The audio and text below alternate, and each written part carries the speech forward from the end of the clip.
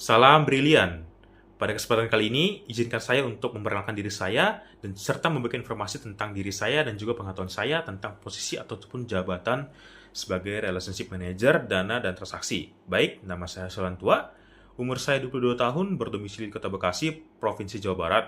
Saya merupakan lulusan S1 Ilmu Hukum dari Universitas Lampung dengan IPK 3,93. Di samping mengajar nilai akademis selama berkuliah, saya juga aktif mengikuti beberapa organisasi internal dan eksternal.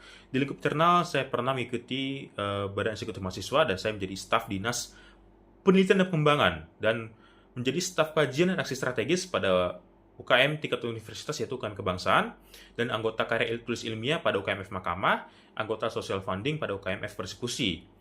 Di dalam lingkup eksternal, saya menjadi anggota GMKI Cabang Bandar Lampung. Kemudian, saya juga pernah menjadi koordinator seksi publikasi pada perlombaan UKMF Mahkamah. Sebelum menjalankan kuliah tatap muka, tentunya saya sembari melakukan magang mandiri pada kantor Sabas Sinaga & Associate, yang dimana saya magang selama 7 bulan.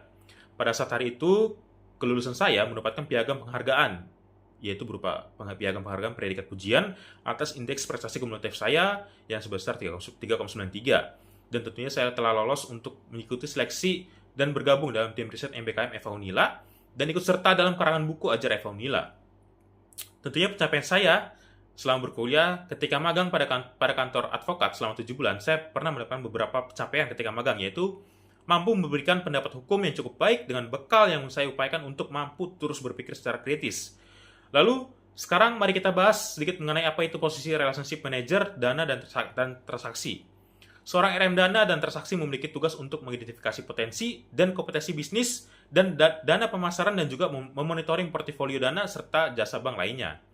Selain itu, RM dana dan transaksi memiliki tanggung jawab dalam kenaikan kasta berupa ketabungan giro maupun deposito serta jasa perbankan lainnya. Sekarang kita lanjut kepada kelebihan dan kekurangan produk dana dari BRI yang akan saya bahas kali ini adalah deposito. Di mana deposito merupakan alat investasi paling mudah dan juga menguntungkan. Lalu apa saja sih kelebihan dan yang dimiliki dari deposito BRI ini? Yang pertama, sudah pastinya terjamin oleh LPS ya, karena BRI merupakan salah satu bank BUMN terbesar, jadi sudah pasti aman dan terjamin. Yang kedua, jangka penarikan yang sangat fleksibel. Model 1, 2, 4, 8, 12, 24, dan 36 bulan saja jadi nasabah, Anda dapat menyesuaikan dengan kebutuhannya. Lalu yang ketiga, yang paling menarik adalah biaya administrasi yang gratis. Selanjutnya adalah suku bunga yang lebih besar daripada tabungan BRI yang biasa. Yang keempat, dapat melakukan perpanjangan secara otomatis, namun di samping itu lebih ada beberapa kekurangan juga loh. Yang pertama, kekurangannya itu adalah suku bunga yang lebih rendah daripada suku bunga dari bank lainnya seperti di Bank Indonesia. Selanjutnya adalah biaya minimum dari deposito ini cukup tinggi dibandingkan bank lain.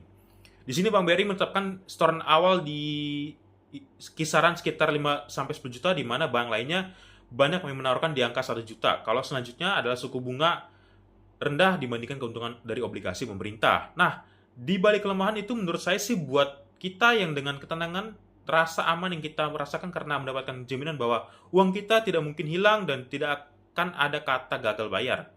Nah, selanjutnya saya akan bahas bagaimana sih cara mencapai target dana apabila saya menjadi seorang RM mendadak. Yang pertama adalah analisis dan pemahaman pasar, di mana kita melihat industri kebutuhan pasar dan juga persaingan. Dari sana kita dapat mengembangkan strategi dan juga melihat beragam peluang.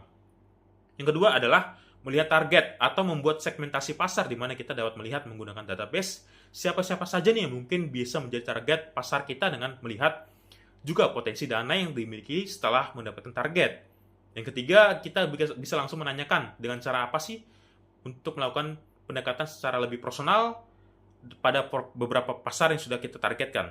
Kemudian apabila saya diberikan pilihan untuk mencapai target dengan mengelola sebagai berikut dan sebagai berikut lagi, tentunya saya memilih yang B karena sesuai dengan apa yang telah saya utarakan sebelumnya, bahwa saya ingin mencari pendekatan yang lebih personal dan profesional dengan tujuan untuk memastikan kepuasan pelanggan.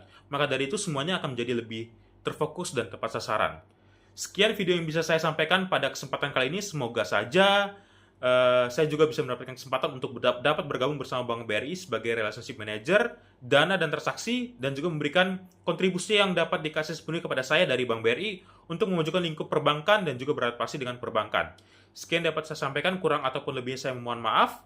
Saya ucap terima kasih.